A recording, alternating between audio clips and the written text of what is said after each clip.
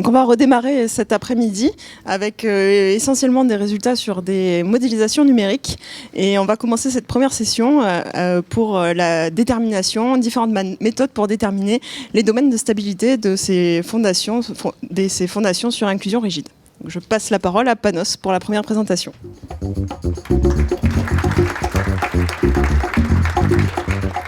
Je vais aussi un petit peu changer le titre de mon introduction et de la présentation, parce que, en fait, ce que je vais essayer de vous faire, c'est de faire plutôt une publicité de pourquoi et on doit commencer à utiliser des macroéléments. Je vais même m'aventurer un petit peu dans ce qui ne me concerne pas, c'est-à-dire ce que vous faites dans les bureaux d'études. Donc, je peux me risquer de faire des erreurs, parce que je travaille à l'université, mais vous allez voir. Alors, pourquoi est-ce qu'on a besoin d'une nouvelle méthode simplifiée? Ce n'est pas nouvelle, hein, mais pour ceux qui ne connaissent pas, pour modéliser l'interaction du sol avec la structure. Alors, quand j'ai commencé à travailler dans le domaine, je viens plutôt d'une formation d'ingénieur de structure. Hein. Et donc, on regarde comment on fait l'interaction du sol avec la structure.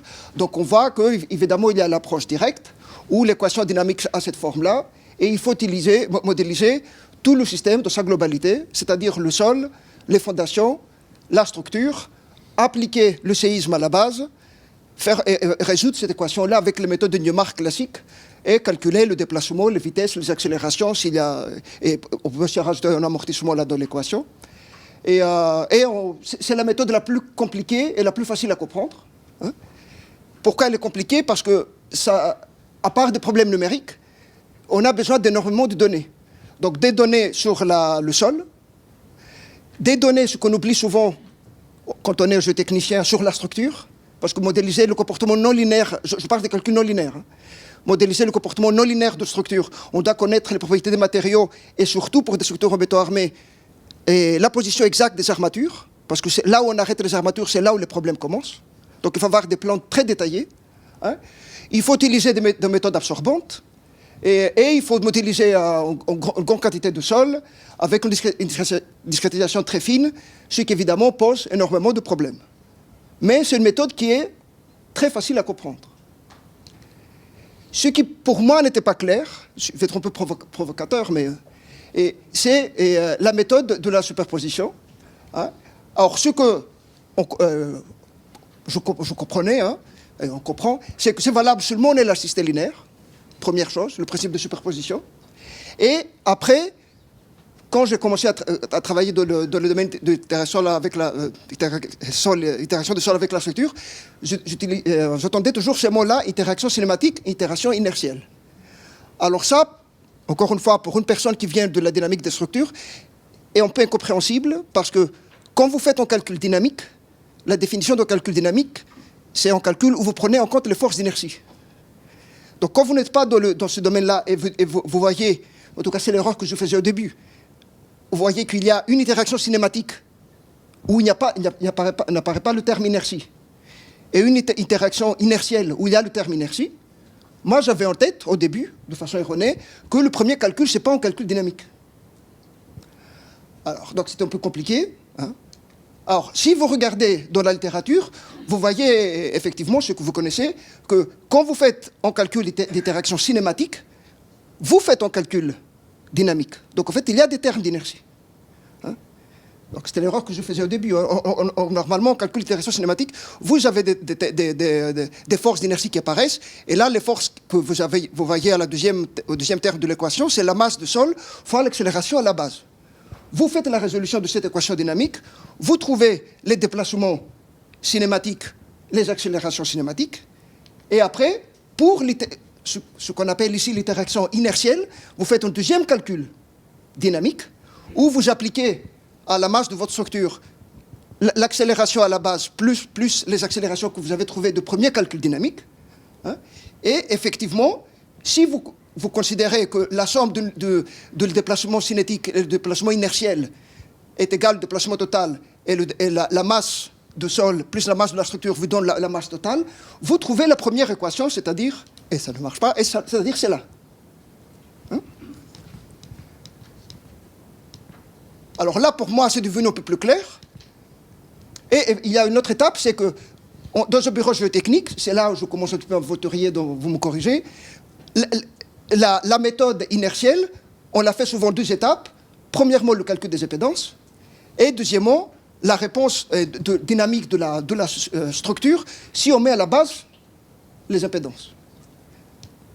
Alors, dans la pratique, qu'est-ce qui se passe? Ce que moi j'ai compris, c'est que premièrement, quelquefois, on essaie, avec cette méthode-là, la méthode indirecte, que je répète, normalement est valable seulement en élasticité linéaire, hein, de commencer à approcher des calculs non linéaires, en diminuant simplement les propriétés des sols. Ce qui, déjà, c'est un peu risqué, côté académique en tout cas. Hein, parce que c'est une méthode qui est valable seulement en élasticité linéaire. La deuxième chose que j'ai compris, c'est que souvent, pas tout le temps, mais souvent pour des calculs, on va dire, de nos bureaux de calcul géotechnique ordinaire, l'itération cinématique n'est pas considérée. Hein, ce qui est exact ça peut être exact pour des fondations superficielles, mais ça peut être complètement erroné pour d'autres types de fondations. Pour les impédances, souvent, les termes des impédances qui dépendent des fréquences sont approximés par des valeurs constantes. Et souvent, et ça c'est peut-être le plus gros problème, dans les bureaux d'études, on utilise des modèles à ressort, des modèles de Rickler. Alors tout ça, c'est des petites simplifications qui peuvent nous aboutir à des erreurs, mais surtout, le dernier point, hein, normalement, les modèles Rickler, c'est des modèles qui... Il n'y a pas comment dire, comme c'est marqué là, une fondation scientifique claire, comment on peut les définir. Parce qu'il y a plusieurs distributions des ressorts que vous pouvez choisir. Il n'y a pas une seule distribution pour avoir le même comportement vertical et rotationnel. Donc il n'y a pas une méthode pour les définir clairement. Et juste pour un petit peu essayer de vous convaincre que je ne suis pas le seul à dire ça, si vous regardez le bouquin de Farvis, Pecker et de Carvalho, ils disent clairement, publié en 2015, que des modèles à ressorts de type Rickler doivent être évités. Pourquoi? Parce qu'il n'y a pas une base scientifique claire comment on va identifier ces ressorts. Donc, cette partie introduction, si je veux la terminer, la première chose, c'est que la méthode directe, c'est la méthode classique, facile à comprendre, difficile à utiliser, qui ne s'est pas utilisée dans les bureaux d'études, on va dire, pour des calculs ordinaires. La méthode indirecte, c'est une méthode que il y a tellement de simplifications que ça peut aboutir à des erreurs si on ne la maîtrise pas. Hein. Et les modèles à ressort distribués de type Rickler, c'est marqué par des gens qui ont travaillé beaucoup sur leur conduite que si on peut les éviter, il faut mieux les éviter. Donc, on a besoin d'une méthode alternative. Hein. Donc, une méthode alternative qui est facile à utiliser, robuste, rapide, hein, qui est valable pour des sollicitations statiques, monotones ou cycliques, et pour des sollicitations dynamiques, et qui est valable aussi pour des calculs non linéaires. Alors évidemment, j'ai dit le mot nouvelle méthode, ce n'est pas une nouvelle méthode. Vous regardez le premier article en géotechnique qui parle de cette méthode-là, c'est par le professeur Nova en 1991. Hein, et contrairement à ce qu'on pense quelquefois, il y a aussi le même concept dans le génie, dans les ingénieurs de structure. Donc on peut trouver déjà des articles, des thèses en 92 et en 98 où on a développé des macroéléments, les auteurs ont développé des macroéléments pour des structures en béton armé. Le micro, s'il vous plaît. Merci. Alors quel est le principe de macroélément? Le principe de macroélément, comme introduit par Nova, c'est que vous essayez de regrouper tout le comportement non linéaire du sol et de la fondation dans un seul point. Et sur ce point-là, il faut introduire une loi constitutive qui, cette fois-ci, ne va pas lier des déformations avec les contraintes, mais les forces généralisées avec les déplacements généralisés. Hein? Vous pouvez le voir comme une forme upscale des lois classiques de lois constitutives. Une autre façon de voir le macroélément est la suivante. Vous pouvez l'imaginer comme des ressorts en 3 directions, ou même en 6 directions si vous voulez, si vous rajoutez des ressorts rotationnels, hein, qui s'appliquent à un seul point. Et ces ressorts-là sont couplés. Et ça, c'est la grande force. C'est-à-dire que le comportement axial influence le comportement vertical, et influence le comportement rotationnel. Donc il y a un couplage de comportement en seul point. Et comme c'est une loi constitutive, même si elle est upscale, vous pouvez utiliser, c'est l'idée novatrice de Nova, vous pouvez utiliser tout l'arsenal des méthodes numériques qu'on a. Donc on peut utiliser la théorie de plasticité pour écrire une loi en 3D. On peut utiliser la loi de hypoplasticité. Hein? Donc on trouve dans la littérature des macroéléments basés sur la plasticité ou sur la hypoplasticité en 3 dimensions. Donc juste pour vous donner un exemple, un macroélément pour une fondation superficielle qui a été développé par Stéphane Grange, où on peut y voir 2 mécanismes de plasticité. Donc la plasticité de non-linéarité, la plasticité de sol et le décollement de la fondation. Vous avez des macroéléments qui existent sur les pieux, le macroélément de Zengli, hein, et le macroélément de Rhésus, avec un groupe de pieux. Vous avez pour des pieux inclinés, vous avez pour des fondations caissons. Donc tout ça, c'était la partie introduction pour vous dire que je ne dis pas que c'est la méthode qui règle tous les problèmes, mais en tout cas, il faut commencer à la regarder de près parce que ça peut régler pas mal de problèmes. Le plus gros problème qu'il peut régler, c'est premièrement, vous avez accès au comportement non linéaire et vous avez le couplage en 3 directions de ce qui se passe. Et évidemment, vous diminuez énormément le temps de calcul.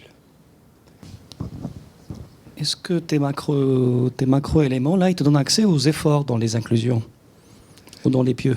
Alors, ça c'est plus difficile. En fait, c'est ça l'objectif du modèle PY. Non, attends. Ça dépend qu'est-ce que tu veux modéliser avec macroélément. On peut dire que le macroélément regroupe toute une fondation avec 40 ou 30 ou 20 pieux. Mais peut-être, je n'ai jamais fait, mais peut-être si tu veux aller en plus en détail, tu peux peut-être introduire plusieurs macroéléments pour reproduire, avoir un accès un petit peu sur les forces à chaque pieu. Les forces le long du pieu. Oui. Mais si je me permets, je pense que l'intérêt, c'est évidemment d'avoir accès aux forces, mais l'intérêt aussi, c'est aussi d'avoir un outil qui te permet de faire des calculs non linéaires de sol jusqu'au bâtiment pour avoir accès aux déplacements au sommet du bâtiment. Et des déplacements qui sont issus d'un calcul non linéaire. Mais ça suppose qu'on modélise le bâtiment et que sous le bâtiment, je mets un macroélément. Mais on peut modéliser... Il y a plusieurs façons de faire. Mais on ne fait jamais ça. Mais pourquoi? Pourquoi pas? Parce que c'est une question de temps. Non. Et parce que l'action sismique, dans la pratique, elle n'est jamais fournie en termes d'accélérogramme. On a un spectre de réponse. Ça, je suis d'accord. Ça, je suis d'accord. Mais imagine que toi un ouvrage particulier où on te donne le séisme, parce que c'est un ouvrage de sécurité importante, hein, et on peut faire des calculs où on modélise. Par exemple, si je prends le cas le plus simple qui me vient à l'esprit, parce qu'on a fait, c'est un pont. Hein, si tu as un pont, tu peux modéliser chaque fondation avec un macroélément. Tu peux modéliser les pieux de pont avec ce qu'on appelle des poutres multifibres, donc c'est l'élément poutre, c'est très simple. Et le tablier, tu peux le modéliser avec des éléments élastiques linéaires. Ça va très vite. On a fait un calcul comme ça sur un pont qui a été testé à ISPRA, et en 1 à 2 heures, hein, tu as le comportement non linéaire de la fondation et aussi de pont avec les déplacements au sommet. Donc ça suppose la modélisation du pont avec un système d'appui non linéaire et de faire un calcul temporel. Mais je répète que le pont n'est rien d'autre que des poutres. Non, j'ai bien compris, je suis tout à fait d'accord. On parle d'un nombre de degrés de liberté de l'ordre de 100. On ne parle pas de 100 000. Hein.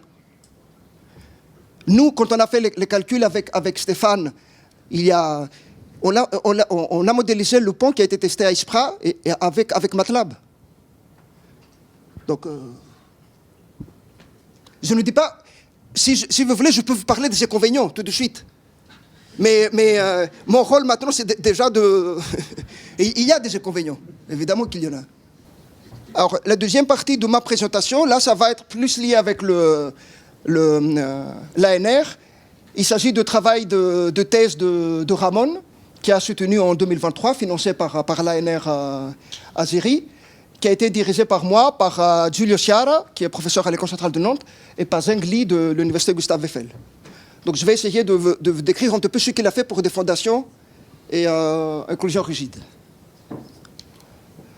Alors, son objectif, c'était de développer un macroélément.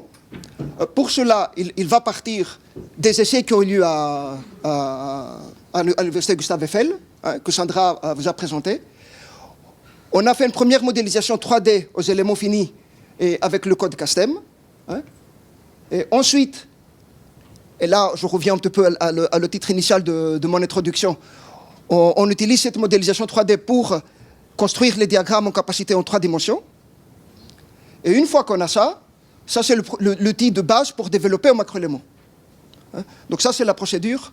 On a utilisé des résultats expérimentaux de Gustave Eiffel, une modélisation 3D, construction des diagrammes de capacité et le développement de macroéléments. Alors, pour le modèle 3D, donc ça c'est l'essai qui ont eu lieu à l'université Gustave Eiffel. Vous voyez, c'est avec 2 fondations circulaires, une avec fondation rigide, une sans fondation rigide. Et nous, on a utilisé le code Castem. On a fait une modélisation 3D. C'est la même, pardon, le maillage, c'est le même. À gauche, ce sont les éclosions rigides, donc c'est que la fondation circulaire. À droite, c'est la même structure, mais avec les fondations rigides. Et ici, vous avez les paramètres matériaux qu'on a fait. Alors, pour la partie argile, on a utilisé le modèle CamClay qui existe dans Castem. Et pour le sol rigide et Steve Soil, et pour le sable, c'est le modèle Druyer-Prager, calibré sur un modèle de Morcoulan, et le comportement élastique linéaire pour les fondations rigides et pour la fondation circulaire. Oui, on a calibré à partir des résultats odométriques et des résultats des essais triaxiaux. Et on a vérifié si le modèle 3D donne des résultats similaires avec les résultats expérimentaux. Donc en bleu, vous avez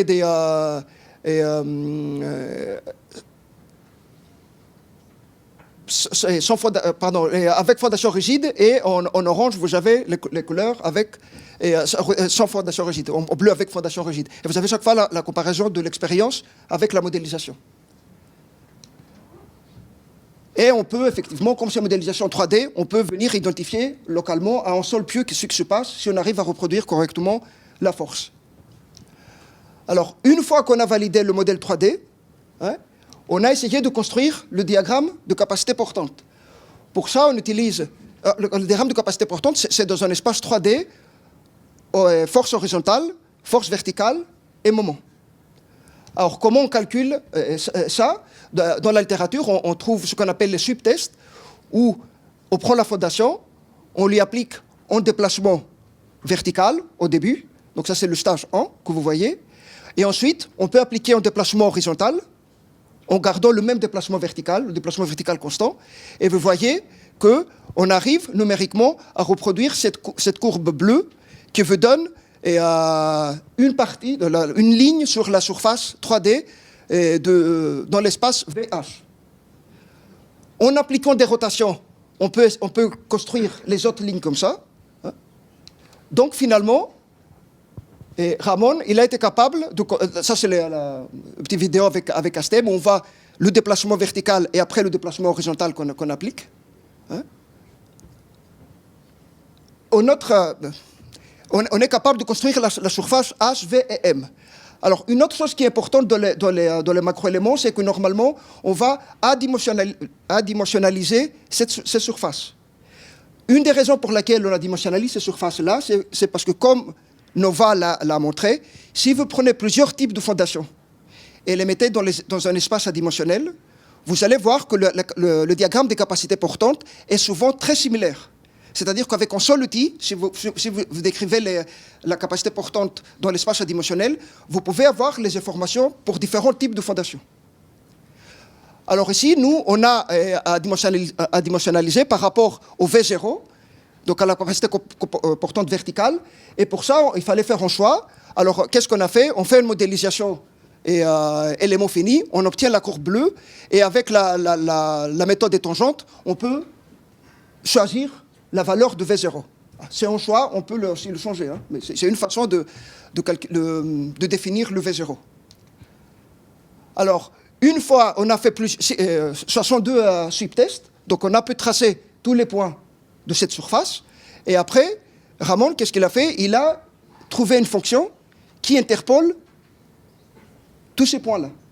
Donc là, vous voyez en 2D, mais vous avez aussi la fonction en 3D, hein, qui est une fonction analytique qu'on peut utiliser, qui ressemble beaucoup, pour ceux qui connaissent, à la formule qu'il a dans l'Eurocode 8 pour les fondations superficielles. Hein. Et donc, on peut directement programmer dans un code pour nous dire si la fondation, on est dans le domaine élastique ou pas. Alors, ensuite, il a fait des calculs paramétriques. Donc là, il a fait varier le diamètre de ces occlusions, et le taux de recouvrement, l'épaisseur de matelas, le coefficient de frottement. Il a fait ça avec Castem, ça va assez vite, en fait. Et après, avec désolé pour l'équation, on peut, avec la méthode des mondes carrés, trouver une formule, et c'est la formule que vous voyez là-haut, où en fait, vous trouvez le C prend de la valeur de M0, de H0 et de alpha 0, qui est de la formule précédente. Il suffit de donner le taux de recouvrement, le coefficient de frottement et l'épaisseur de matelas. Et vous avez quelque chose qui vous donne tout de suite les trois valeurs qui sont nécessaires pour tracer la surface en 3D. Okay. Donc, le résultat est là, finalement, c'est ce transparent-là qui vous donne tout pour la capacité portante en 3D. Évidemment, un des avantages de macroéléments, c'est que normalement, quand vous êtes dans l'espace, pas au niveau contrainte déformation, mais au niveau force déplacement, cette surface-là est valable pour une structure donnée. C'est-à-dire ici, c'est pour ça qu'on a mis à côté, on a utilisé une stratigraphie en 3 couches, une fondation circulaire, là de comportement élastique pour les fondations et les éclusions rigides, etc. Mais le message que je veux faire passer, c'est que maintenant que la méthode existe, si vous avez les routines de Castem, on peut faire la même chose en une journée pour une autre stratigraphie. Tant que vous êtes confiant à votre modélisation 3D. Alors, une fois que maintenant qu'on a trouvé le diagramme de capacité portante en 3D, là on peut utiliser les outils classiques, ou du plasticité, ou d'hypoplasticité, ou une autre méthode si vous voulez, hein, pour développer le macroélément. Alors, le macroélément, hein, pour la partie élastique, ça c'est un macroélément développé selon la théorie de plasticité. Hein. Le premier macroélément pour les fondations superficielles, c'est celui de Cécile Kremer et après de Stéphane Grange. Et en fait, le macroélément de Ramon est basé sur ces deux macroéléments-là. Hein. Donc, comme c'est élastoplasticité, on décompose le déplacement en une partie élastique et une partie plastique. Et la partie élastique, hein, est donnée comme dans le modèle de Cécile Kremer par cette formule-là, où cette fois-ci, les termes K1, K2 et K3 sont calculés avec les formules qui sont là en utilisant les fonctions d'impédance. Alors, on a fait des essais pour calculer les formules d'impédance, et ce qu'on a trouvé, c'est que pour le ressort horizontal, la formule de Gazetas reproduit est assez proche des résultats de notre calcul Castem. Par contre, pour l'impédance verticale et rotationnelle, là, les résultats ne sont pas si proches. Donc, ensuite, mais là, je ne veux pas entrer dans les détails, c'est exactement la même chose comme le macroélément de Cécile Kremer ou de Stéphane Grange. Il faut utiliser la surface de rupture, les surfaces de chargement, le potentiel plastique. La seule différence, c'est que maintenant, on a pris la surface qu'on a proposée, hein, et on l'a mis dans le format classique de développement de macroéléments en plasticité. Sinon, le reste de la procédure est exactement le même. Donc, je ne vais pas détailler tout ça. Si vous voulez, on peut discuter, mais ce qui vous intéresse, c'est plutôt le résultat. Hein. si vous avez le macroélément dans un bureau d'études, quels sont les paramètres qu'il faut utiliser, hein, et comment vous allez les trouver. Alors, ce macroélément-là, si on met tout ça dans la casserole, il y a 20 paramètres. Alors, je vais les expliquer. Vous allez voir qu'on propose 2 méthodes de calibration. Hein. B et V0. Pour le V0, vous avez des formules empiriques dans la littérature. B, c'est le diamètre de la fondation. Hein. KZ, KX et Kθ. Pour le KX, on peut utiliser les formules de Gazetas. Pour le KZ et pour le Kθ, il faut faire peut-être des calculs et créer des abacs. Donc, si on a ces abacs-là, on peut les connaître tout de suite. Pour les CZ, les CX et les Cθ, c'est les parties imaginaires de la fonction d'impédance. Donc là, il faut faire aussi des calculs trouver et donner des abacs aux ingénieurs. Les paramètres A, B, C, D, E, F et Psi sont proposés par Ramon. Donc vous avez des formules analytiques. Et finalement, vous avez ces paramètres C1, C2, C3, K et Xi, qu'a priori, on ne connaît pas. Alors, vous allez voir les résultats juste après. Pour le moment, on fixe des valeurs à 1. Je vais commenter juste après le résultat. Mais gardez en tête que toute l'expérience que les chercheurs ont sur les macroéléments, c'est que ce type de paramètres varie très peu. C'est-à-dire qu'une fois que vous avez identifié sur une ou deux types de fondations, a priori, vos résultats ne vont pas être très dépendants de ces résultats-là, de ces calculs-là.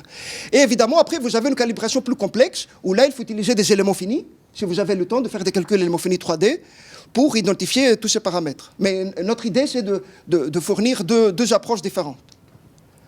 Alors, pour le valider, hein, on a pris des essais qui étaient présentés par Sandra, hein, les essais dynamiques, hein, avec les séismes de Lander et les séismes de Northridge. Hein. Alors, expérimentalement, on a des résultats comme ça, donc l'accélération en fonction du temps, le déplacement en tête, le déplacement vertical, le moment en fonction de la rotation de la fondation, etc. Hein. Donc, le modèle, c'est là où... Le modèle, c'est le modèle que vous avez à droite. C'est-à-dire, vous avez un seul point, qui normalement, c'est la routine de macroéléments, que l'ingénieur ne voit pas. Vous avez une poutre qui modélise... Pourquoi c'est juste une poutre maintenant? Parce que la structure reste élastique. Et vous avez une masse. Donc on parle de moins de 10 degrés de liberté. Hein. Et OK. Alors, nous, qu'est-ce qu'on a fait pour ces calculs-là? Et donc, on a fait des calculs d'impédance. Hein, et on a calibré le Kθ, le Kz et le Kx à partir de la fréquence prédominante des deux séismes, donc pour Landers et Northridge. Donc c'est comme ça qu'on a calibré les trois Kθ, Kz et Kx. Okay. Et comme il s'agit des essais à la centrif, hein, où, comme Sandra vous a expliqué, on espère que les effets du bord ne sont pas très importants, hein, pour cette modélisation-là, on n'a pas les constantes de l'amortissement, on ne les a pas prises en compte. Et pour faire un premier calcul, on a utilisé le Kxi égal à 1. Alors, on compare avec les résultats expérimentaux. C'est des calculs qui prennent 30 minutes. Hein. Donc, on obtient des résultats et vous voyez bien que, et surtout côté déplacement vertical, les résultats ne sont pas bons. Par contre, on a des résultats qui sont à peu près corrects concernant le déplacement maximal et le moment rotation. Pareil, et donc le modèle sous-estime le déplacement au sommet, et les résultats côté moment sont un peu meilleurs, et on sous-estime aussi les déplacements verticaux. La même conclusion, c'est pour le séisme Northridge. Hein? Alors, si maintenant je reviens à ces fameux paramètres C1, C2, C3 que je vous ai dit de les prendre égal à 1, parce qu'on n'avait pas fait des calculs auparavant, donc là on voit clairement que si on les change, hein, on peut reproduire beaucoup mieux le déplacement vertical. Hein, donc c'est ces paramètres-là, C1, C2, C3, qui vont nous permettre de modéliser plus finement le comportement vertical. Donc là, la conclusion à la fin, c'est que le C1, le C2 et le C3 ne doivent pas être égal à 1, mais on a donné une plage de données qu'il faut chaque fois, peut-être pour des structures types, l'utiliser une fois et les calibrer. termine. Donc, Ramon, le long de sa thèse, il a travaillé en synergie avec le collègue de Gustave Eiffel pour tous les essais qu'ils ont faits à la centrifugeuse. Il a fait une modélisation 3D avec Castem, avec des lois assez simples. Et il a réussi de reproduire le comportement global des fondations en termes de force-déplacement. En faisant des subtests, il a su reconstruire le diagramme de capacité en trois dimensions, comme ça a été fait aussi pour d'autres types de fondations. Et après, il a développé un macroélément qu'il a implémenté dans MATLAB. Pour revenir sur la remarque formulée par Fatquera, c'est vrai qu'actuellement en ingénierie, on ne dispose pas d'un signal temporel, hein, on dispose de signaux de spectre de réponse élastique, et à supposer qu'on ait un signal qui matche sur ce spectre de réponse élastique, il nous en faudrait plusieurs pour pouvoir mener ce calcul. Donc vous êtes en avance sur votre temps, ou alors c'est nous qui sommes en retard. Toujours est-il qu'on n'est pas dans le cas, je sais qu'aux États-Unis, ils ont ils ont des signaux-types qui matchent avec un spectre de réponse. Ils en disposent pour faire des calculs, etc. Moi, je crois qu'en France, je les connais pas. Je sais que j'en ai utilisé quelques-uns, mais ils sont pas à la portée de tous. Donc, ce pas-là qui est intéressant, à supposer qu'on sache caler de manière correcte les C4, C5 ou l'ingénierie ne sait pas le faire, puisqu'on n'a pas les signaux temporels pour alimenter cette démarche. Voilà. C'est dommage, mais c'est très intéressant, bravo. Encore une fois, peut-être qu'il faudrait développer le C4, C5, parce que je ne sais pas, moi, aller prendre un paramètre pour que ça colle. Non, il faut le faire en amont. C'est de la rhéologie ou je ne sais quoi, mais faut trouver des moyens pour le caler en amont. Et, voilà. Mais sinon, c'est super intéressant. Hein. Juste, je veux dire que moi, je parle côté universitaire, on va dire, et pour nous, les universitaires, des approches comme ça ne sont pas nouvelles. Donc, je répète que Nova les a développées en 91. Et chaque fois que je discute avec des collègues qui ont développé de macroéléments, on se demande comment ça se fait que ça a pris énormément de temps pour que ça arrive. Et évidemment, on peut commencer par des structures peut-être nucléaires où là, on a des... Mais c'est quand même surprenant pour... Encore une fois, il y a des défauts dans la méthode, mais ça nous permet d'avoir accès à des signaux temporels, à des déplacements, en prenant en compte l'interaction du sol et de la structure de façon complète.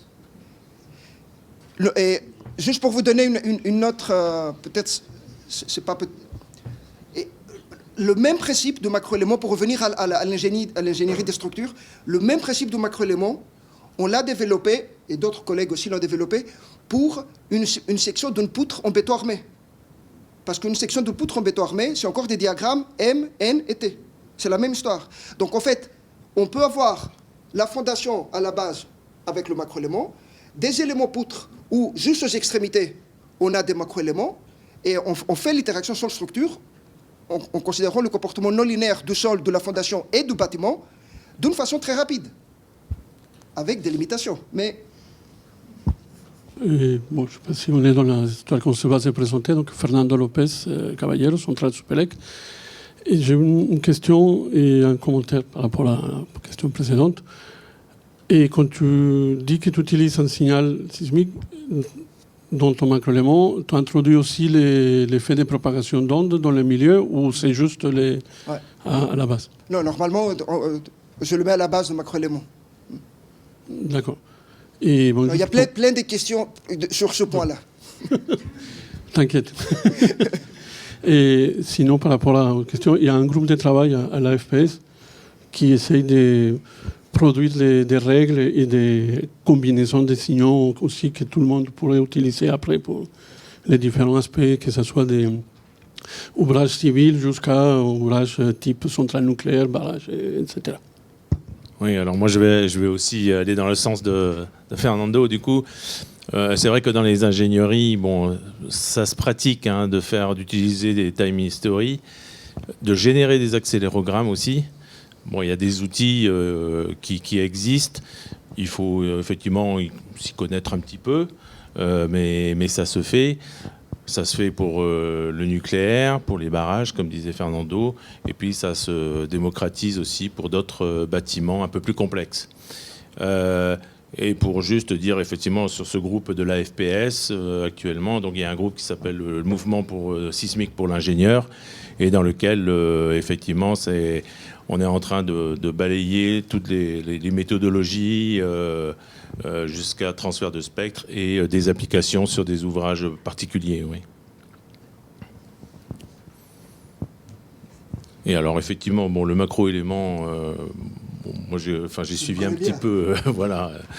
Et c'est vrai que maintenant, bon, je crois qu'il est dans le code Aster, hein, si les personnes d'EDF peuvent confirmer. Voilà, pour les fondations superficielles, oui. Et le macro-élément de Stéphane Grange est dans Castem. Voilà, oui. Et je crois aussi dans Sismostruct, mais là c'est plus sur là aussi les fondations superficielles. Oui. Bonjour, Diederik Van de Putte d'FTEGG. J'avais deux petites questions ou remarques. La première sur les impédances. Tu reprochais à la méthode des ressorts de sol de devoir se caler que sur qu'une seule fréquence, mais au final, dans le macro-élément, tu pars aussi. Il faut calculer aussi cette courbe d'impédance et choisir une fréquence donc là, tu as pris la fréquence fondamentale du signal. Donc en fait, ça revient presque un petit peu au même. Et j'avais une deuxième remarque sur le calcul des surfaces de rupture. Des surfaces limites, en fait, ça nécessite d'avoir un modèle de comportement de sol non linéaire jusqu'à la rupture, donc qui nécessite des paramètres géomécaniques du sol qui sont pas forcément faciles à déterminer, et donc cette calibration se fait par des calculs pseudo-statiques. Et donc en dynamique, on va aussi avoir des problèmes liés à la dégradation des modules et tout le comportement dynamique qui est un peu différent du comportement pseudostatique utilisé pour les surfaces de rupture. Et pour la première remarque, je suis tout à fait d'accord. En fait, surtout ce que je voulais pointer, c'est le fait des modèles Rinkler. C'est surtout ça, mais pour les impédances... je suis tout à fait d'accord. Et la deuxième chose, je ne suis pas persuadé que le comportement dynamique, les lois de comportement qu'on a pour les sols, on va calibrer différemment des paramètres si c'est pour un calcul sismique ou pour un calcul statique. Pour moi, c'est à peu près la même chose. Ce qu'on fait, c'est quand on fait un calcul dynamique, peut-être on va jouer un petit peu sur l'amortissement, mais tout ce qui est la matrice de rigidité, donc le comportement non linéaire des matériaux, on utilise très souvent, et ça marche, des résultats des essais statiques et cycliques, mais qui restent statiques, qui ne sont pas dynamiques.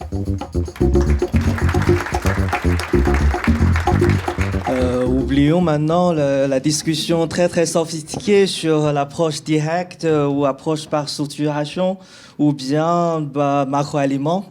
Moi, je voudrais vous présenter quelque chose de très très simple basé sur la calcul à rupture, une théorie datée 1983 développée par professeur Jean Salençon. Donc, je vous propose cette présentation concernant la détermination du diagramme de stabilité via une approche analytique basée sur le calcul à la rupture. Désolé, moi je m'appelle Yu Xiangshen, ingénieur d'études du pôle dynamique de DASOL. Ce travail est dans le cadre du projet Azire+, projet ANR Azire+ SDS, réalisé au sein du pôle dynamique de DASOL en collaboration avec le professeur Jean-François Sambla de l'Institut Polytechnique de Paris. Donc, on dirait que la technique des inclusions rigides permet de réduire, d'homogénéiser le tassement et d'augmenter la capacité portante de sol. Mais on se pose la question, comment on peut identifier cette augmentation? Comment on peut déterminer la capacité portante de cette file de fondation et évaluer sa stabilité sismique? Donc, ma réponse, c'est que calcul à rupture, surtout l'approche cinématique par l'extérieur, Cette approche est déjà réussie à utiliser dans... J'espère que mon micro marche bien. Cette approche est déjà réalisée pour plusieurs types d'ouvrages géotechniques, ainsi que, par exemple, pour les pentes, stabilité de pente renforcée par des clous, etc. Si on regarde dans la littérature, on peut trouver ce cas-là, le cas du pont rayon-anti-rayon. Donc, la calcul à rupture, surtout l'approche cinématique par l'extérieur à utiliser. Ce qui est appliqué dans ce cas, il s'agit d'une fondation de grande dimension, inclusion de forte inertie, et l'épaisseur du Mandela négligeable par rapport à l'extension de renforcement. Pour le mécanisme de rupture de sol, il s'agit d'un mécanisme de bloc par bloc. Et pour prendre en compte la contribution des inclusions rigides, il y a un critère de résistance de glissement et le long des inclusions à utiliser. Finalement, le domaine de stabilité, à la fin, est illustré ici. Il s'agit d'une superposition de deux domaines de stabilité liés à deux types de rupture de ce système. Voici notre proposition. Dans notre cadre de travail, on s'intéresse à des fondations de petite dimension, inclusion de faible inertie et épaisseur du Mandela non négligeable. Pour les mécanismes de rupture, on va s'inspirer du mécanisme bloc par bloc de fondation superficielle, ainsi qu'on a le besoin, dans ce cas, de proposer un multicritère adapté pour les inclusions rigides. Finalement, pour obtenir le domaine de stabilité, on va également utiliser la superposition des trois domaines de stabilité issus à trois modes de rupture proposés dans cette étude. Donc voici, vous voyez à l'écran les trois mécanismes. Le premier mécanisme, il s'agit d'un mode de ruine qui existe dans la couche de Mandela, très peu profond. Deuxième mécanisme, il s'agit d'une rupture entre le Mandela et le sol renforcé. Le troisième mécanisme, c'est un mécanisme plus profond. On voit que la discontinuité de vitesse traverse la zone renforcée, intersecte avec des inclusions rigides. Pour chaque mécanisme, on peut trouver le cas upper band, c'est-à-dire le domaine stabilité upper band. Ensuite, le domaine stabilité final pour cette fondation, l'intersection de ces trois domaines stabilité. Donc, clairement, si on regarde que les deux premiers mécanismes, ils sont déjà étudiés dans la littérature pour des fondations superficielles non renforcées, parce qu'on voit que ici, les inclusions ne travaillent pas directement dans l'expression de illégalité entre puissance de résistance au sol et puissance d'effort externe. Ils sont déjà étudiés dans le travail de Chung, Salançon, Becker, etc. C'est le troisième mécanisme de rupture traversant le sol renforcé, qui est le plus complexe de nature.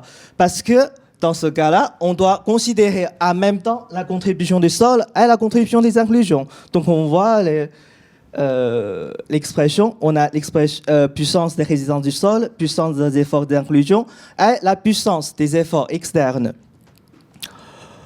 Si on regarde de près, voici, c'est l'expression pour puissance des résistances du sol, à puissance des efforts des inclusions, à puissance d'efforts externes. Dans cette puissance-là, il nous permet de prendre en compte explicitement, on dirait, l'inertie, force d'inertie du sol par effort de volume du force d'inertie du sol par, ici noté Fx à Fy.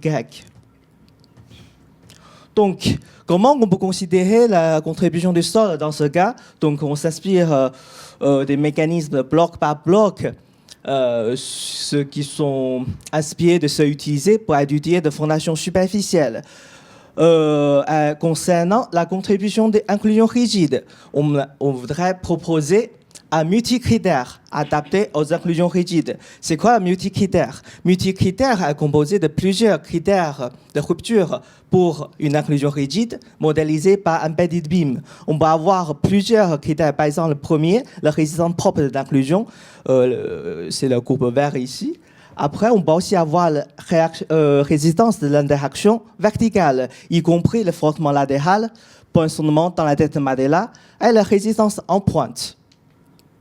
Pour le troisième et quatrième critère, il s'agit d'une interaction d'effort normal. Soit on peut avoir classification des sols, c'est-à-dire la pression latérale des inclusions et touche la pression limite des sols, ou bien la classification de l'inclusion, c'est-à-dire avec ces distributions de pression par une analyse équilibre de limite, il peut avoir un moment généré dans les inclusions qui touchent la résistance propre de matériaux.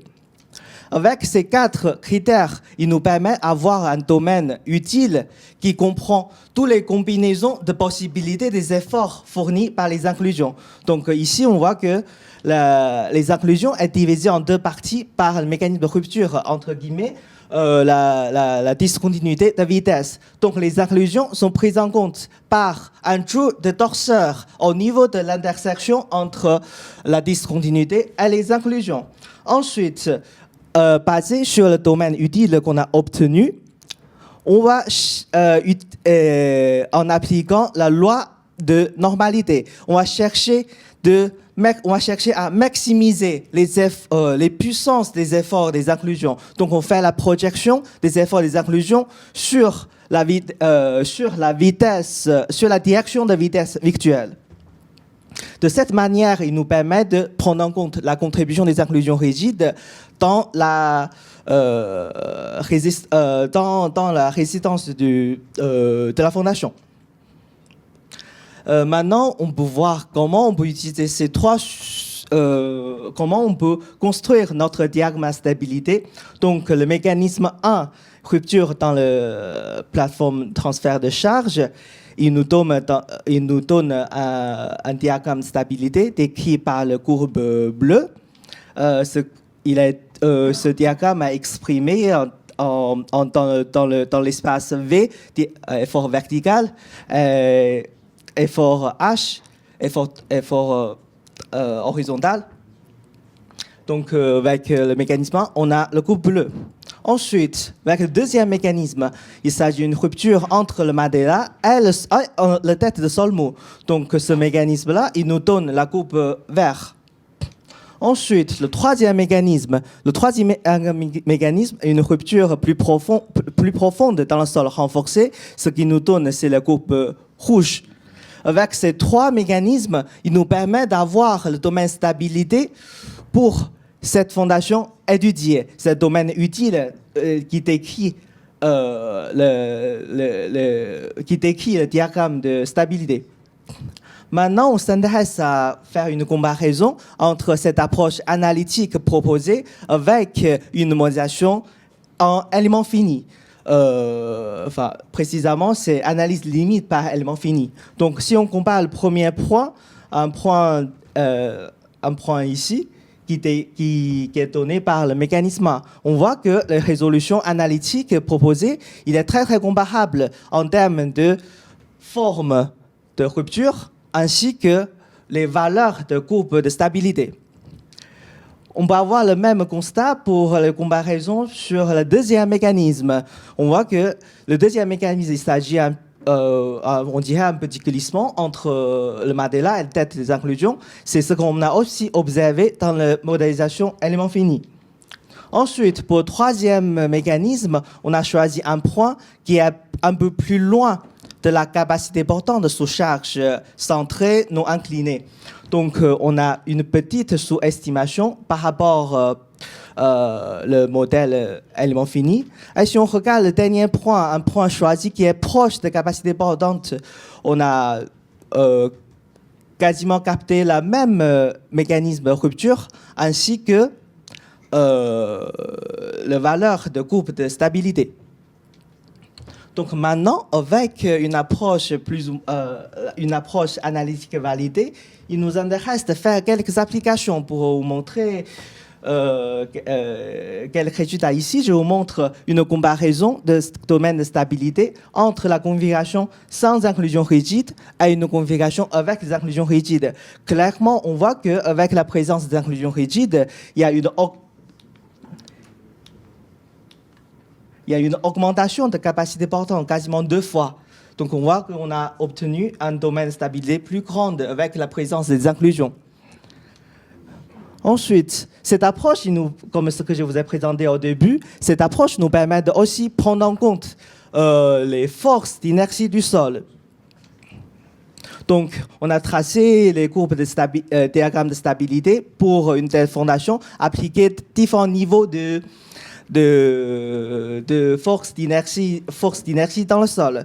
Ce qui est intéressant d'observer, c'est que la partie gauche des domaines de stabilité, c'est que souvent, pour une fondation correctement dimensionnée, on a souvent un facteur de sécurité de 2 ou 3. C'est-à-dire, on tombe souvent dans cette zone-là, la partie gauche. C'est-à-dire, pour une fondation sur inclusion rigide, bien dimensionnée, l'impact de force d'inertie dans le sol est négligeable. On voudrait répondre aussi à une autre question, c'est que est-ce que la capacité portante d'une fondation sur inclusion rigide égale la somme des différents composants de cette fondation, c'est-à-dire est-ce que la capacité portante de fondation sur inclusion rigide égale la somme de capacité portante d'une fondation sur sol non renforcé plus la somme de capacité portante des inclusions. Voici une comparaison pour le cas sans une configuration sans Mandela. On a fait plusieurs calculs paramétriques. On peut observer que si on considère la somme de capacités portantes comme la capacité portante de fondation sur inclusion rigide, il y a une surestimation. Si on regarde le cas avec le Mandela, la même tendance est accentuée. On voit que si on considère que la capacité, c'est la somme des deux parties, on a une surestimation de 10% jusqu'à 60%. Avec cette approche, on peut aussi faire basé sur la base de domaine de stabilité obtenue par cette approche, il est aussi possible d'évaluer l'impact de l'inclinaison ou bien des excentrements sur la capacité portante. Donc, voici, c'est des courbes, c'est des capacités portantes d'une fondation sur inclinaison rigide normalisée par le cas non renforcé pour différents taux de substitution en fonction de l'inclinaison des charges. Basé sur cette figure, il nous permet d'estimer les facteurs correcteurs correspondants qui peuvent être intégrés directement dans la démarche de vérification usuelle. Donc maintenant, en guise de conclusion, dans ce travail, on a proposé une nouvelle approche pour déterminer la capacité portante pour fondation sur inclusion rigide. Il s'agit d'une approche cinématique par l'extérieur dans le cadre de la théorie du calcul à la rupture qui combine plusieurs familles de mécanismes à rupture avec un nouveau multicritère adapté aux inclusions rigides. Cette approche est aussi validée en parallèle avec les analyses limites aux éléments finis. Cette approche-là, elle est également dans la continuité des approches usuelles normatives pour la vérification des fondations superficielles sous chargement sismique. Par exemple, les critères proposés dans le Eurocode 8, partie 5, ou bien de formalisme dans Eurocode 7. Il peut aussi avoir, grâce à cette approche, il peut aussi avoir des applications directes en ingénierie, soit sous forme d'impact permettant d'estimer directement la capacité portante, ou bien les facteurs correcteurs en fonction de taux de substitution, ou sous la forme d'application d'aide pour le dimensionnement, ou bien vérification de la fondation renforcée par les inclusions rigides. Voici quelques références utilisées dans la présentation. Merci de votre attention. Merci pour cette présentation très intéressante. Donc Dominique Battista, CEREMA.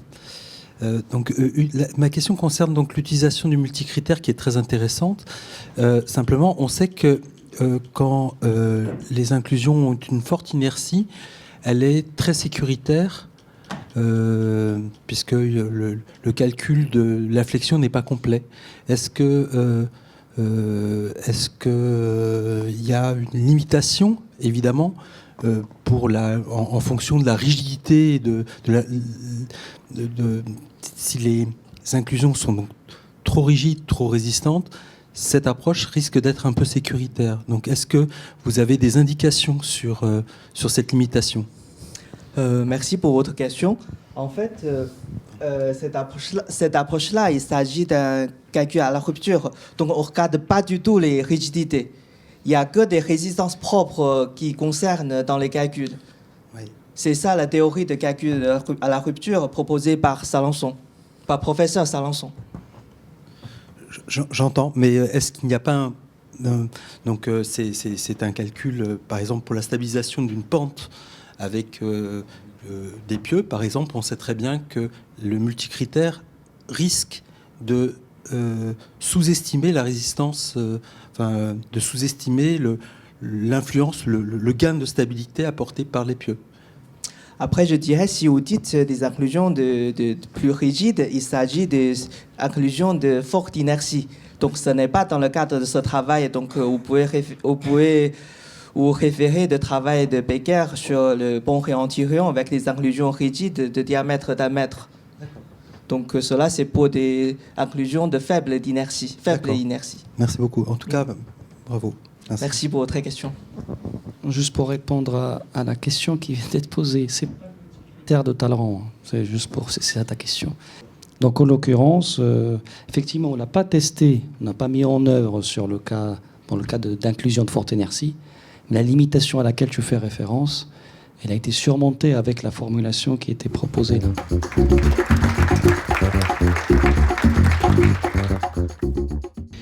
Oui, Mathieu Jacquet, donc je travaille à EDF TEGG dans le pôle géotechnique et essais, et je vais vous parler d'un benchmark de calcul numérique au séisme qu'on a fait avec Centrale, Supélec et Terrasol sur le cadre d'une structure fondée sur 35 inclusions rigides dans un sol mou en reprenant le modèle de sol d'ICEDA.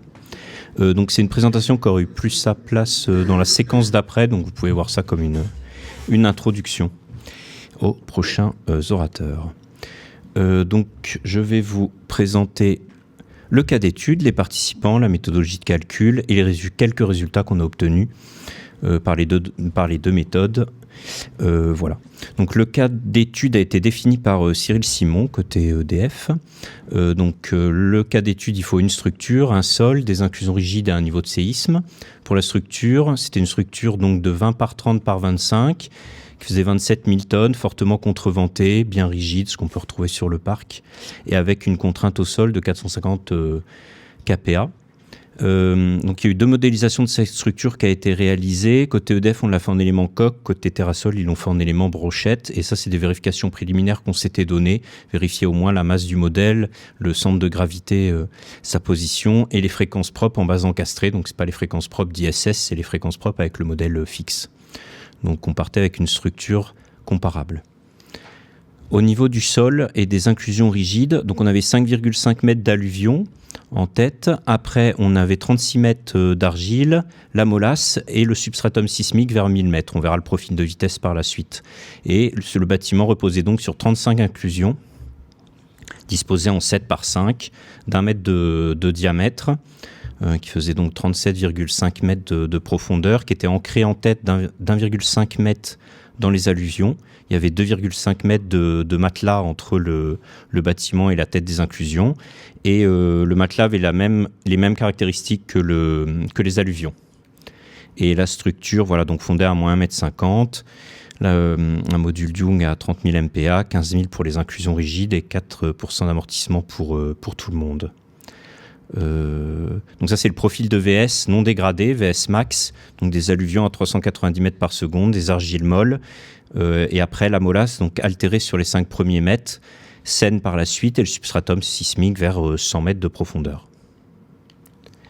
Le niveau sismique, il était injecté au rocher, il y avait deux cas, il y avait 0,25 G au rocher et 0,4 au rocher au suite. Je vais vous présenter 0,25 aujourd'hui. Donc en fait, il est représenté par ce spectre. En fait, c'est ce qui est en pointillé. Vous avez le pointillé rouge qui est le moyen, qui est représenté donc par 3 accélérogrammes.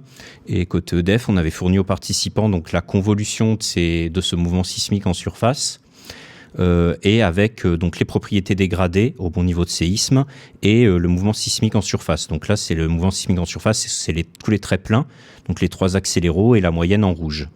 ce qu'on voit, c'est que, je vais vous montrer la fonction de transfert tout de suite à la limite. Ça, c'est la fonction de transfert dégradé de la colonne de sol, donc comment ça amplifie du rocher à la surface libre, qui se fait sur 3 fréquences, à 1,2 Hz, 4 Hz et 7 Hz, avec un premier pic à 4,5, ce qu'on retrouve bien donc sur le spectre en surface, là où on a à peu près un plateau entre 1 et 7 Hz, quoi. Et donc si on regarde les résultats du calcul de colonne de sol à 0,25 G, alors les couleurs sont pas bien passées, j'ai mis trop clair, on voyait l'argile mieux. Oui, on les voit pas du tout. Ce qu'on voyait, c'est qu'on avait 0,25 G au rocher et environ 0,39 G en surface. Et au niveau des distorsions dans la colonne de sol, donc le calcul était fait en méthode linéaire équivalent et on venait plafonner le seuil autorisé pour cette méthode, confère le guide ASN de 0. Et au niveau des caractéristiques dégradées, donc seule l'argile et les alluvions étaient associés à des courbes de dégradation G sur G max et D gamma. Ce qu'on voit, c'est que voilà, l'argile, elle est dégradée d'un facteur G sur G max de 0,7. Les alluvions, je n'ai pas calculé la moyenne, mais ça doit être autour de 0,8, 0,9. Et l'amortissement, donc c'est l'amortissement hystérétique, c'est 2 fois l'amortissement de la courbe D gamma. On voit qu'on est autour de 5 à 7% dans l'argile. Donc les participants, donc il y avait Centrale Supélec qui ont fait le calcul avec Codaster, avec comme, donc je vous laisse, je détaillerai peut-être pas tout, hein, mais en fait ils ont utilisé un type de chargement sismique qui n'est pas le même qu'EDF, que nous on a aussi utilisé Codaster, mais qui est le chargement onde plane. Donc ils ont des frontières absorbantes sur tous les bords et ils ont fait un calcul temporel avec amortissement de relais, mais avec des amortissements forfaitaires par couche, et les inclusions rigides étaient représentées par des éléments poutres liés avec des barres, en fait, avec un vide au milieu. Côté Terrasol, ils ont utilisé SASSI, donc un code mixant les éléments les éléments finis et les éléments de frontière. La résolution se fait dans le domaine fréquentiel avec transformé de Fourier pour les accélérogrammes, et l'amortissement est hystérétique, donc ça correspond directement à l'amortissement que nous avions calculé avec la colonne de sol. Et les poutres, c'est des éléments poutres, voilà, avec le modèle brochette. Et côté EDF, on a utilisé Codaster également, mais avec une autre méthode d'imposer le signal sismique. Donc bien qu'on a utilisé le même code avec Centrale Supélec, c'est des outils différents qui sont utilisés. Voilà, donc on a fait un chargement de type mono-appui, donc c'est un mouvement d'entraînement de tout le bloc, et on résout le problème en repère relatif. Et donc pour s'assurer, donc on a juste un élément paraxial en bas, et pour s'assurer des conditions limites sur les bords, on met en fait des éléments de rigidité. Et côté EDF, on a la pratique d'utiliser 2 modélisations de pieux, soit si on veut vraiment représenter un terme d'ancrage, on vient faire ce qui est représenté par la figure, c'est-à-dire une poutre avec des liaisons solides sur les bords, ou sinon on place la poutre directement dans le sol. Méthodologie de calcul, donc là l'idée c'est de venir, quelles sont les quantités qui nous intéressent. Ce qui nous intéresse, ça a été dit tout à l'heure, c'est les efforts dans les inclusions rigides, c'est les specs de plancher, les niveaux d'accélération dans le bâtiment. Et donc pour ça, il y a 2 méthodes. La méthode directe, hein, on met tout dans le modèle, on fait les inclusions, la structure, le sol. Soit quand le problème peut rester linéaire, on peut faire donc de la sous-structuration, le théorème de Kozel. On vient évaluer d'un côté l'interaction cinématique, les forces dues au passage des ondes sans la structure dans les inclusions rigides, et de l'autre côté, les forces qui sont dues au bâtiment. Et donc, dans l'interaction cinématique, ce qu'on regarde aussi, c'est ce qu'on appelle le spectre d'interaction cinématique, c'est-à-dire de quelle façon le mouvement sismique est modifié par la présence des inclusions rigides par rapport au champ libre. Et un autre point important qui a été un peu abordé, c'est la notion d'impédance dans la méthode par sous-structuration. On vient en fait juste calculer la structure, et en fait l'ensemble du sol et des inclusions rigides est représenté par juste un ressort qu'on a préalablement calculé, c'est ce qu'on appelle une impédance. Et donc c'est tout bête, on a un modèle auxiliaire avec juste le radier, le sol et les inclusions, on vient appliquer des forces unitaires et regarder les déplacements, et ainsi par le ratio on a la raideur, qui dépend de la fréquence, on se fait calculer à chaque fréquence. C'est un peu rapide, mais si vous avez des questions, voilà.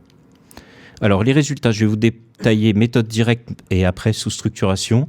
Donc une petite vérif qui va bien au début, c'est quand on fait un gros bac de sol. Donc là en fait, oui, je n'utilise pas le bon. Donc là, typiquement, en méthode directe, c'est ces gros modèles de sol qu'on voit là pour les participants, donc Centrale Supélec, SACI pour Terrasol et le gros bac de sol d'EDF. Et donc, on vient vérifier sur les bords du modèle qu'on retrouve bien le signal champ libre. Donc le champ libre 1D, c'est la courbe, donc la colonne de sol 1D, c'est la courbe rouge, pardon. Et la bleue, c'est ce qu'on retrouve dans les coins. Donc on voit ça c'était le résultat EDF. On voit qu'on retrouve des résultats très proches, en fait très légèrement différents, parce que le calcul a été fait en temporel avec un amortissement de Rayleigh, alors que c'est un amortissement hystérétique dans la colonne de sol. Et donc en fait, on voit que on a les défauts de Rayleigh, on sous-estime un peu au centre et on atténue sur les côtés. Donc là, c'est juste la comparaison Terrasol-EDF. En fait, Terrasol-EDF a fait 3 calculs où on a permuté les accélérogrammes. Donc on avait accès 1, accès 2, accès 3 et on les fait en X, Y, Z et on fait le calcul 3 fois. Côté Centrale Supélec, ils avaient fait que le premier calcul. Et donc là, on compare tous les spectres de plancher. Donc en couleur, c'est Terrasol. En pointillé, c'est EDF. Donc bon, j'ai fait cette représentation simple parce que ça marchait pas mal. J'en ai isolé 2, donc le radié et le spectre. Et le spectre au plancher 3. Donc on voit qu'on a des niveaux d'accélération qui sont très comparables dans le bâtiment. Et pour la comparaison avec Centrale Supélec, comme ils avaient fait que... Ah oui, ça c'est le Z, pardon. Non, ça c'est le Z. Point notable à voir, en fait on a vu que le bâtiment en encastré, il était sur des fréquences de résonance en X plutôt autour de 8 Hz. Là on voit que le mode d'ISS, on voit le pic au 3e plancher serait plutôt autour de 2-3 Hz. Et ça, on verra par la suite, c'est le cas. Quand on fait de la sous-structuration, il faut caler les impédances sur le mode d'ISS. Et en Z, on voit qu'en effet, on a un mode d'ISS par rapport au champ libre qui est autour de 3 Hz, en fait. On trouve bien les mêmes résultats. Pour se comparer avec Centrale Supélec qui avait fait qu'un seul calcul, j'ai juste mis la comparaison avec Terrasol sur le calcul 1. J'avais mis EDF sur la figure, mais ça faisait beaucoup. Comme on trouve pareil avant, je ne l'ai pas remis. On voit qu'on trouve des choses équivalentes, des résultats un petit peu plus amortis moins amortis pour Centrale Supélec, mais ça reste sur des choses comparables. Et après, donc, ce qui nous intéresse surtout, c'est les efforts dans les pieux. Donc là, on s'est comparé sur l'inclusion centrale et l'inclusion en bord. Donc centrale en pointillé, au bord en trait plein, en effort normal, effort tranchant et moment fléchissant. Et on voit qu'on trouve des choses assez équivalentes. Côté Centrale Supélec, sur l'effort normal, en fait, on voit qu'on a un profil qui est rectiligne, que j'interprète par le fait qu'on ait le même moment en tête et en pointe. Donc je pense que peut-être les barres n'étaient pas assez rigides pour bien tenir le pieu. Et en fait, le sol autour n'a pas retenu le pieu. Mais sinon, on voit bien, donc, on retrouve le résultat classique au séisme, forcément, avec la mise en rocking du bâtiment. On a beaucoup plus d'efforts sur les inclusions en bord que l'inclusion centrale, en fait. Et après, en moment, on est à peu près comparable, et en effort tranchant également. Donc ça, c'était pour la méthode directe. Pour la méthode par substructuration, donc ce que je vous avais dit, c'est qu'il fallait décomposer le problème en 2 sous-problèmes, l'effet cinématique et l'effet inertiel. Donc l'effet inertiel, il n'y a que la structure avec un ressort en dessous qui représente le sol. Et ce ressort, donc, c'est un calcul d'impédance sur un modèle auxiliaire. Donc ça, c'est la comparaison. Donc là, vous avez différents calculs. Vous avez avec inclusion rigide et sans inclusion rigide. MIS 3D, c'est sans inclusion rigide. Oui, c'est marqué. Et c'est Julien Berger qui a fait les calculs sur les impédances. Ce qu'on voit, c'est que, en fait, en X, donc là, j'ai que mis le terme en X, mais en Y, c'était équivalent. En fait, on a des choses très proches, que le sol soit renforcé ou non. Il y a assez peu d'impact sur les inclusions, des choses qu'on avait déjà vues. Et là, donc, la première fréquence propre sur les spectres, on a vu qu'elle était autour de 2,3 Hz. Et donc, on a des choses qui sont tout à fait comparables à cette fréquence-là. Sur le Z, on voit qu'il y a un effet, bien entendu, de la présence des inclusions rigides. Et sur le rocking, donc là, il y a un petit peu plus de dispersion. On le voit plus sur le modèle EDF que sur le modèle Terrasol. Ça peut être dû à l'approche de calcul par bac de sol côté EDF ou par la modélisation des pieux. Et sur l'amortissement, on voit qu'on est globalement cohérent sur les quantités évaluées. Alors la comparaison d'impédance, c'est toujours un sport un peu risqué, parce que même sur des fondations superficielles, entre des codes, on peut toujours avoir des différences. Oui, ça marche. Ça, c'est pour montrer qu'il n'y avait pas de mouvement d'interaction cinématique. En fait, au radio, on retrouve bien le même mouvement, donc les inclusions rigides ne viennent pas modifier le signal sismique. Et ça, c'est les efforts dans les inclusions avec le cinématique. Alors là, il y a une coquille, on l'a laissé par transparence, mais on devrait trouver la même chose, il n'y a pas de raison. Donc il doit y avoir une coquille dans un des deux modèles. Donc on voit que en fait, la contribution est très faible, on le verra par la suite de toute façon. Et alors, côté Terrasol, en fait, donc là je vais vous montrer sous-structuration. Côté Terrasol, c'est le seul participant à avoir fait la copie parfaite au benchmark, ils ont tout fait. Donc c'est parfait, on peut comparer inertiel, cinématique, résultat de la méthode directe et résultat de la méthode indirecte. Donc là vous avez la contribution de l'inertiel et le cinématique et la somme quadratique. Et sur la slide d'après, ça vient se comparer à la méthode directe. Méthode directe en bleu, méthode par sous-structuration en point noir. Et on voit que la méthode par sous-structuration, elle marche très bien, étant donné que le problème, il reste linéaire avec des modules dégradés. Donc en conclusion, on peut dire que la méthodologie de calcul a été mise en œuvre sans grande difficulté par les participants. On a quand même une bonne correspondance. Et tant que, ce que je vous disais, tant qu'on reste sur des hypothèses linéaires, la sous-structuration marche bien. On va poursuivre les comparaisons à 0,4G et on fera un rapport de synthèse pour Aziri. Voilà, je vous remercie. Merci pour la présentation. Donc là, effectivement, tout allait bien dans un cadre linéaire, élastique. Oui, dégradé. Dégradé, ça veut dire que c'est du linéaire équivalent, finalement. C'est ça. Ouais. C'est ça. Et après, ça reste des calculs élastiques, en effet. Ouais. Effectivement.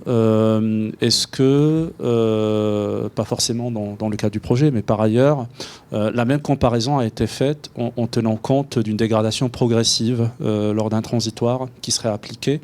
Là, pour le coup, la sous-structuration devient peut-être moins évidente. Non, ça ne serait pas... Oui. D'accord, ok. La sous-structuration, ça marche tant que les hypothèses restent linéaires. Après, c'est un autre monde. En fait, il y avait un calcul à 0,4G, mais comme on part du rocher, en fait, la colonne de sol se dégrade plus, mais on restait dans le seuil du linéaire équivalent. Donc, même le calcul à 0,4G, on pourrait le traiter en linéaire équivalent, en fait. Donc, avec des modules élastiques, donc avec le même type d'approche. D'accord. Après, côté Centrale Supélec, ils étaient en train de réaliser un calcul avec un modèle non linéaire. Peut-être, Fernando, tu veux compléter. Et on se comparera aussi avec leurs résultats. Oui, donc comme tu disais, l'idée c'est de regarder un peu les différentes approches, en suivant un peu ce que Panos a raconté tout à l'heure, voir un peu quelle est l'applicabilité de chacune des méthodes. Et donc, côté Centrale Supélec, on essaye de faire les mêmes calculs avec les mêmes hypothèses globales, mais en utilisant Codaster avec un modèle qu'on peut utiliser pour les argiles, qui est donc Codaster, qui est les maîtres Chabot. Donc ça permet une dégradation, c'est un calcul temporel, mais même si on utilise la version parallèle de Codaster, ben, ça prend quand même un peu de temps. Mais voilà, l'idée c'est d'ajouter ça dans le rapport final et aussi faire entre les deux calculs Codaster un retour d'expérience de voir quelle est pas la meilleure ou quelle est la façon la plus logique de prendre en compte soit la présence des inclusions, soit la présence des rochers, etc. Donc on fera un peu une mise au point de qu'est-ce qui est plus ou moins correct ou non. Ce travail est en cours, c'est ça ? Oui, il est en cours. Et les calculs sont en cours aussi. Merci. Oui, non, c'était juste pour faire une ponctualisation par rapport à la prise en compte de la non-linéarité temporelle. Enfin, je suis d'accord avec l'effet que ça peut être intéressant comme exercice. C'est juste ponctualiser l'effet que c'est pas quelque chose qui est propre à une configuration avec inclusion rigide. Ça fait des années et des années que, par exemple, un système de fondation qui a pas mal des points de similitude avec les inclusions rigides, c'est les fondations profondes. Et donc pour l'étude des ouvrages sur fondations profondes, il est largement accepté d'utiliser des méthodes linéaires équivalentes pour étudier la grande majorité des cas qu'on retrouve dans la pratique. Bien entendu, lorsqu'on va aller dans des cas avec des séismes de sollicitation extrêmes, Là, bien sûr, on va aller au-delà de la limite de sa progénie équivalent. Oui, juste pour avoir une petite précision sur le modèle de sous-structuration, vous avez mis donc toutes les impédances en un seul point. Donc vous considérez le radier rigide. C'est-à-dire, vous n'avez pas fait une répartition, par exemple, des ressorts sous toute la surface du radier, quoi. Alors, c'est côté Terrasol que le calcul a été fait. Mais si on... juste à côté de toi, Gilles. Donc je laisserai répondre, mais nous, côté dev, si on l'aurait fait, oui, on aurait mis un seul ressort, là, pour le coup. On n'aurait pas réparti comme on avait pu essayer pour des pieux ou des choses comme ça. Oui, oui, c'est des ressorts calés avec les fréquences ISS. Enfin, c'est un jeu de ressorts de toutes les directions. Oui. Et après, avec itération, justement, pour caler sur la courbe. Oui, après, pour avoir des dorseurs dynamiques en fonction de temps pour capturer des forces inertielles dans les inclusions.